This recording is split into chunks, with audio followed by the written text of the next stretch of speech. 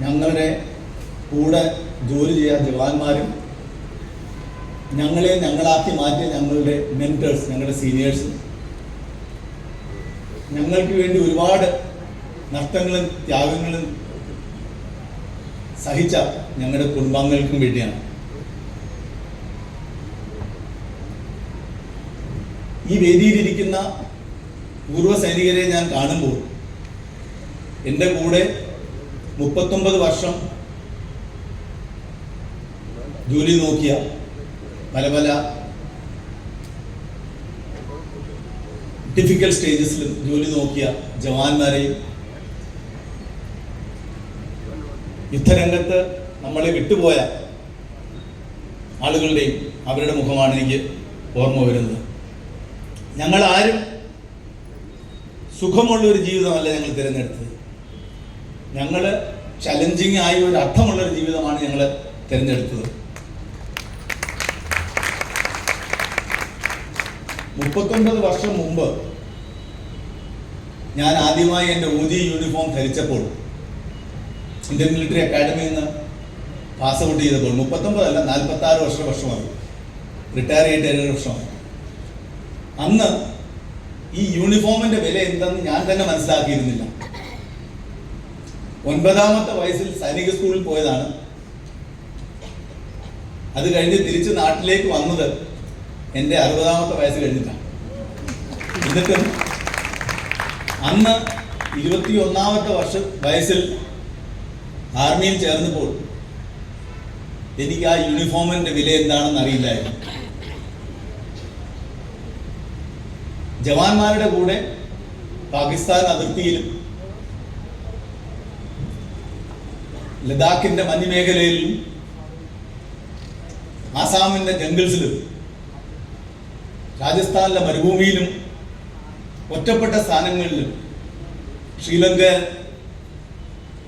ഓപ്പവനിലും മറ്റും ജോലി നോക്കിയപ്പോഴാണ് മനസ്സിലായത് ഈ യൂണിഫോമിന്റെ വില എന്താണെന്നും അത് നമ്മളിൽ ആസ് ഓഫീസേഴ്സ് തരുന്ന റെസ്പോൺസിബിലിറ്റി എന്താണെന്നും. അത് നമ്മളെ പഠിപ്പിച്ചത് ഈ രാജ്യത്തെ നമ്മളുടെ ഓരോ ശ്വാസത്തിലും സ്നേഹിക്കാനാണ് പഠിപ്പിച്ചിട്ടുള്ളത്. ഇന്ത്യ എന്ന് പറയുന്ന ഒരു രാജ്യം മാത്രമല്ല ഞങ്ങൾ കാണുന്നത്.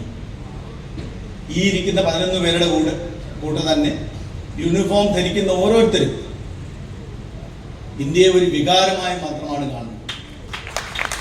അതുകൊണ്ട് മാത്രമാണ് ജസ്റ്റിസ് ശങ്കരൻ പറഞ്ഞതുപോലെ നമ്മൾ യുദ്ധത്തിന് പോകുമ്പോൾ ഏറ്റവും മുമ്പിലുള്ളത് ആർമി ഓഫീസേഴ്സ് തന്നെയായിരിക്കും. നിങ്ങൾ നോക്കിയാൽ അറിയാം, ഏറ്റവും കൂടുതൽ കാഷ്വാലിറ്റി അതിന്റെ പ്രൊപ്പോർഷൻ വെച്ച് നോക്കിയാൽ ജവാന്മാരെക്കാളിലും JCOസിനെക്കാളിലും കൂടുതൽ ഓഫീസേഴ്സ് ഉണ്ടാകുന്ന കാരണം എന്താണ്? കാരണം ഏറ്റവും മുമ്പിൽ പോകുന്നത് നമ്മളുടെ ഓഫീസേഴ്സ്, പ്രത്യേകിച്ചും യങ് ഓഫീസേഴ്സാണ്. അതുകൊണ്ട് മാത്രമാണ് നമ്മുടെ ആർമിക്കുള്ള ആ വിലയും നിലയും സക്സസ്.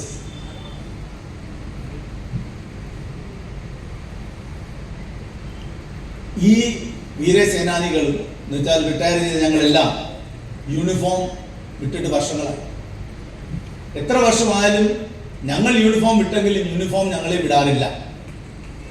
ഇപ്പോഴും എവിടെയെങ്കിലും ഒരു നാഷണൽ ആന്തം, ദേശീയഗാനം കേൾക്കുമ്പോൾ ഉടനെ സാവധാനം എണീറ്റ് നിൽക്കും. എപ്പോഴെങ്കിലും ആർമിയെ പറ്റി സംസാരിക്കുമ്പോൾ ഞങ്ങളുടെ നെഞ്ചു വിടരുത്. എപ്പോഴെങ്കിലും ആർമിക്കാരെയോ അല്ലെങ്കിൽ ആർമി എന്ന് പറയുന്നതെന്ന് വെച്ചാൽ നമ്മളുടെ നേവി, എയർഫോഴ്സ് ആൾക്കാരും ഇവിടെ ഉണ്ട്. അപ്പോൾ ഡിഫൻസ് ഫോഴ്സ് എന്ന് പറയുമ്പോൾ എപ്പോഴെങ്കിലും മെൻഷൻ ചെയ്യുമ്പോൾ ഉടനെ നമ്മൾ അവിടെ എത്തുന്നു, കാര്യങ്ങൾ സംസാരിക്കുന്നു. ഈ ഇരിക്കുന്ന ഓരോരുത്തരുടെയും മനസ്സിൽ ഈ ഓരോരുത്തരും അവരുടേതായിട്ടുള്ള കഥകൾ പറയാനുണ്ടാവും. ഒരുപാട് കാര്യങ്ങൾ അവർ കണ്ടിട്ടും കേട്ടിട്ടും അനുഭവിച്ചിട്ടും ഉണ്ടാവും. പലതും നമ്മുടെ ഹിസ്റ്ററി ബുക്സിൽ എഴുതാത്ത കാര്യങ്ങളായിരിക്കും.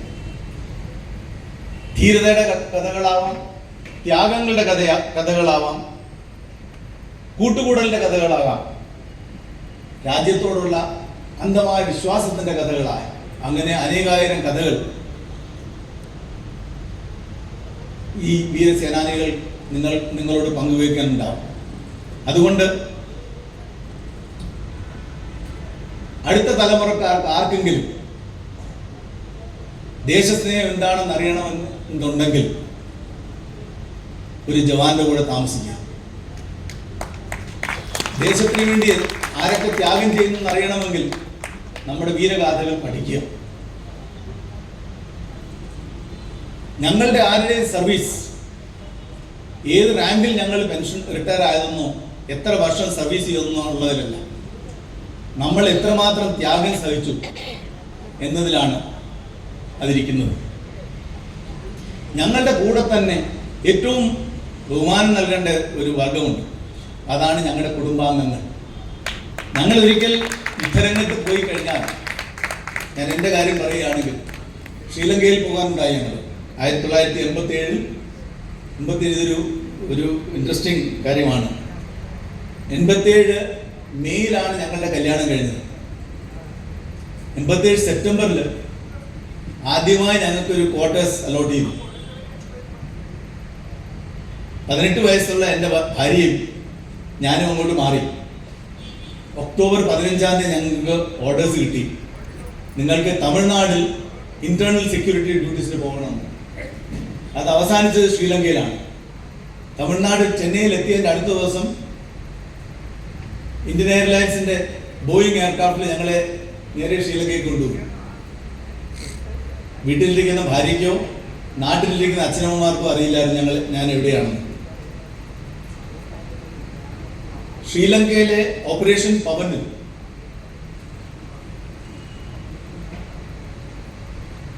ഏറ്റവും കൂടുതൽ മാർട്ടിയേഴ്സ് എന്ന് വെച്ചാൽ ജീവൻ ബലിയർപ്പിച്ച ജവാന്മാരിലെ രണ്ടാമത്തെ യൂണിറ്റ് എൻ്റെ യൂണിറ്റ് ആയിരുന്നു. അതുപോലെ തന്നെ ഏറ്റവും കൂടുതൽ ഇഞ്ചേർഡ് ആളുകളിലും രണ്ടാമത്തെ ഞങ്ങളുടെ ആയിരുന്നു. രണ്ടുകൂടെ കൂട്ടിയാൽ ഏറ്റവും കൂടുതൽ നാശനഷ്ടം ഉണ്ടായത് എൻ്റെ ബറ്റാലിയനായിരുന്നു. ഞങ്ങളെ ഡിപ്ലോയ് ചെയ്ത് അതേ സ്ഥാനത്ത് നിന്ന് തന്നെയാണ് അവസാനം LTT ലീഡറായ പ്രഭാകരനെ കൊന്നതും LTT അവർ കീഴടക്കിയത്. ഞാനിത് പറയാൻ കാരണം എന്ന് വെച്ചാൽ ഈ 1.5 വർഷത്തെ സർവീസിനിടയ്ക്ക് ഈ കുടുംബാംഗങ്ങൾ എൻ്റെ കൂടെ 800 പേരുണ്ടായിരുന്നു ജവാന്മാർ. ഞാൻ ഒരു മേജറായിരുന്നു അന്ന്. എന്നെക്കാളും സീനിയർ ആൾക്കാരുണ്ടായിരുന്നു, ജൂനിയേഴ്സ് ഉണ്ടായിരുന്നു. ഓരോരുത്തർക്കും ഭയന്നിരിക്കുകയായിരുന്നു എപ്പോഴാണ് എൻ്റെ കഥകിൻ്റെ മേൽ കൊട്ടുവരുന്നതെന്ന്. ഭയമായിരുന്നു. ആരുടെയെങ്കിലും പേര് കേട്ടാൽ എൻ്റെ ഭർത്താവോ എൻ്റെ മോഹനോ രക്ഷപ്പെട്ടെന്നല്ല. ഒരാൾ പോയി കഴിഞ്ഞാൽ അവരുടെ ഭാര്യയും കുടുംബവും മക്കളും അവരുടെ ഈ ജീവിതം എങ്ങനെയായിരിക്കും എന്നായിരുന്നു എല്ലാവരുടെയും വിചാരം. ഞങ്ങളുടെ ആരുടെയും കുട്ടികൾ സർവീസിലിരിക്കുന്ന സമയത്ത് അവരുടെ ജന്മദിനമോ അങ്ങനെയുള്ള ആനുവൽ ഡേയോ ഒന്നും അച്ഛനമ്മമാരുടെ കൂടെ സെലിബ്രേറ്റ് ചെയ്തില്ല പലപ്പോഴും. കാരണം ഞങ്ങൾ ഫീൽഡ് ഏരിയയാണ്, എനിക്ക് വരാൻ പറ്റില്ല. ആദ്യമായി ഞാൻ ഓണം ആഘോഷിച്ചത് പട്ടാളത്തിൽ നിന്ന് റിട്ടയർ ചെയ്ത് വന്നിട്ടാണ്.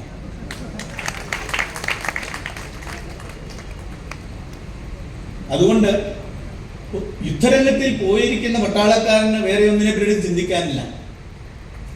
ഒരു ഓഫീസറായ ഞാൻ അന്ന് മേജറായിട്ട് പോകുമ്പോൾ എൻ്റെ കൂടെയുള്ള ജവാന്മാരും എനിക്ക് മുമ്പിലുള്ള LTTമായിരിക്കും എനിക്ക് ശ്രദ്ധ.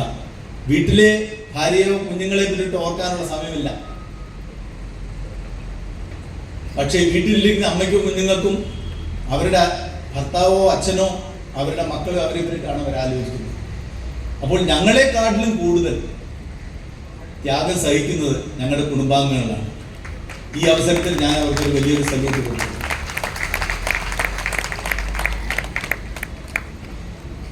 ഇത് നിങ്ങളെല്ലാം കൂടി ഇവിടെ കൂടിയിരിക്കുന്നത് ഞങ്ങളെ 11 പേരെ ആദരിക്കാൻ മാത്രമല്ല, നിങ്ങൾ നമ്മുടെ പാരമ്പര്യം, നമ്മുടെ രാജ്യത്തിന്റെ പാരമ്പര്യം, ഡിഫൻസ് ഫോഴ്സസിനെ ആളുകളെ ആദരിക്കുന്ന ഒരു പാരമ്പര്യം നിലനിർത്തുകയാണ്. അത് കാട്ടുകയും കൂടെയാണ് ചെയ്തിരിക്കുന്നത്. അതിന് ഞാൻ എന്നും നിങ്ങളോട് കൃതജ്ഞപ്പെട്ടതായിരിക്കും. എൻ്റെ പ്രഭാഷണം കൂടുതൽ നീട്ടുന്നില്ല. എന്തായാലും ഇത് 2ാമത്തെ വർഷമാണ് വീരസേനാനികളെ ഇതുപോലെ റെക്കഗ്നൈസ് ചെയ്തൊരു പ്രോഗ്രാം ഇവിടെ സ്റ്റാർട്ട് ചെയ്തത്. സ്വാമിജിക്ക് വളരെ വളരെ നന്ദി പറയുന്നു. അതിന് ഇത് വളരെ നല്ലൊരു പ്രോഗ്രാമാണ്. കേരളത്തിൻ്റെ കാര്യം നോക്കിയാൽ നമ്മൾ കേരളീയർ വളരെ ഭാഗ്യമുള്ളവരാണ്. ഇത്രയും യുദ്ധങ്ങളുടെ പേര് പറയുന്നത് കേട്ടു. 62, 65, 71, കാർഗിൽ, പഹൽഗാം, ശ്രീലങ്ക, ഇതൊക്കെ നമ്മൾ പേപ്പറിൽ കണ്ടിട്ടേ ഉള്ളൂ. നമുക്കിതിനെ പറ്റിയിട്ടൊന്നും അറിയില്ല. നമ്മളെന്ന് പറയുന്നത് ഇവിടെ താമസിക്കുന്ന ആൾക്കാർ. 71 യുദ്ധത്തിൽ ഞാൻ സൈനിക സ്കൂളിലായിരുന്നു. അന്നും ഇവിടെ എവിടെയോ ബോംബ് വീണെന്ന് കേട്ടതേ ഉള്ളൂ. അത് കാരണം പലരുടെയും ധാരണ ഇതാണ്, ആർമിയിൽ ചേരുന്ന വെറും ഒരു ജോലിക്കാണ്. അയാൾക്ക് പെൻഷൻ കിട്ടി 20 വർഷം കഴിയുമ്പോഴത്തേക്ക് അയാൾക്ക് വീട്ടിൽ വന്ന് പെൻഷൻ ഉണ്ടാം എന്നാണ് എല്ലാവരുടെയും ധാരണ. സത്യാവസ്ഥ അതല്ല. യുദ്ധമില്ലാത്തപ്പോഴും യുദ്ധത്തിന് തയ്യാറായിക്കൊണ്ടിരിക്കണം, എന്നാലേ യുദ്ധം ഇല്ലാതിരിക്കും. തയ്യാറാകാതെ ഇരുന്ന് ഒരു ശേഷിയില്ലാത്ത രാജ്യത്തെയാണ് വേറൊരു രാജ്യം ആക്രമിക്കാൻ ധൈര്യപ്പെടുന്നത്. ശേഷിയുണ്ടെങ്കിൽ ആക്രമിക്കാൻ ശ്രമിക്കില്ല, യുദ്ധം ഉണ്ടാവില്ല. അപ്പം അതുകൊണ്ട് നമുക്ക് ആ ഒരു സ്റ്റാൻഡേർഡ്, ആ ഒരു കേപ്പബിലിറ്റി മെയിൻറ്റെയിൻ ചെയ്യേണ്ട വളരെ അത്യാവശ്യമാണ്. ജസ്റ്റിസ് ശങ്കർ പറഞ്ഞിരുന്നു, പ്രൈം മിനിസ്റ്റർ എല്ലാ ദീപാവലിയും പട്ടാളക്കാരുടെ കൂടെയാണ് ചെലവഴിക്കുന്നത്. വളരെ ശരിയാണ്.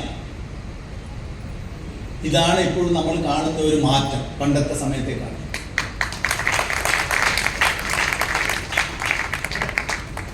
തുറന്നു പറയുകയാണെങ്കിൽ ചില ഡിഫൻസ് മിനിസ്റ്റേഴ്സ് വരെ ഉണ്ടായിട്ടുണ്ട് സിയാച്ചിൻ ഗ്ലേഷ്യറിൽ പോകാത്തവർ. കാരണം അവിടെ ചെന്ന് കഴിഞ്ഞാൽ ഹാർട്ട് അറ്റാക്ക് ഉണ്ടായാലും എന്ത് സംഭവിക്കും എന്ന് വിചാരിച്ചു. ഇപ്പോൾ അതല്ല.